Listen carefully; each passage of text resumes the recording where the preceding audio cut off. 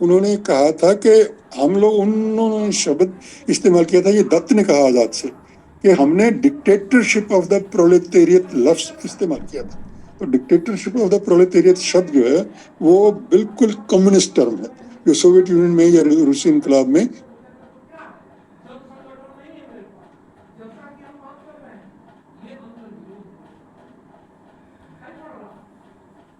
अपनी ओर से बदल के उसको थोड़ा नरम कर दिया,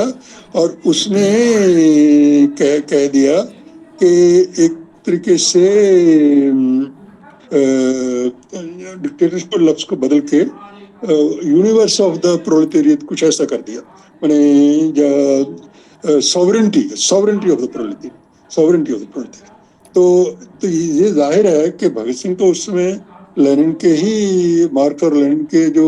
जिसको कहना चाहिए सख्त विचार हैं, जिसको कहना चाहिए क्लासिक विचार हैं, उनके ऊपर ही उनकी थी आस्था। तो डिक्टेटरशिप ऑफ प्रोलेटेरियत तो वही यूज करेगा, और अदालत के बयान में यूज किया उन्होंने। लेकिन खुद आसफ अली ने, हालांकि उनके दोस्त हमेती ही थे, तो उस पे उन्होंने उसको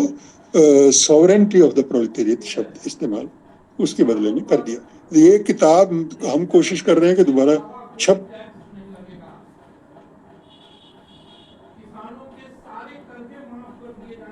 कर भी, हम थोड़ा उसको पढ़ रहे हैं, तो उसी आधी पढ़ी है अभी तक, तो उसको पूरा पढ़ा नहीं है, तो उसी से ये मैं आपको प्रसंग बता रहा हूँ। बहुत ही शानदार ये जवाब ये आपका रहा, और इसी से मुझे याद आ रहा था कि कैसे कार्ल मार्क्स के पहले और भी उनसे भी काफ़ी पहले पहले के लोगों ने जो काल्पनिक समाजवाद के बारे में किया था, ओवन हो, फुरिये हो, ये लोगों ने इन लोगों ने भी काफ़ी काम किया, लेकिन वो एक काल्पनिक समाजवाद के जिससे कि लिया भी कार्ल मार्क्स ने और बाकी भौतिकवादी चिंतकों ने,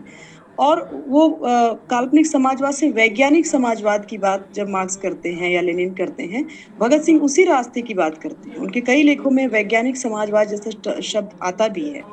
तो जैसे कि आपने बताया ना कि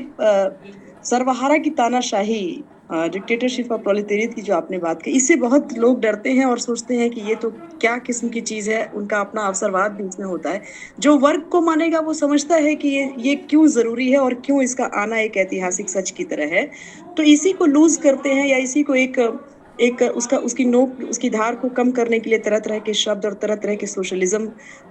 दिखाई पड़ते हैं हमारे समाज में, हम भारतीय राजनीति में भी। तो ये एक बहुत ही इम्पोर्टेंट बात रही। और कोई सवाल मुझे दिख नहीं रहा है अभी मैसेज में कि कोई सवाल है या कोई सवाल साथी करना चाहता है तो रखें, और फिर हम लोग आज यहीं पर ये कार्यक्रम खत्म करते हैं और अपने कार्यभारों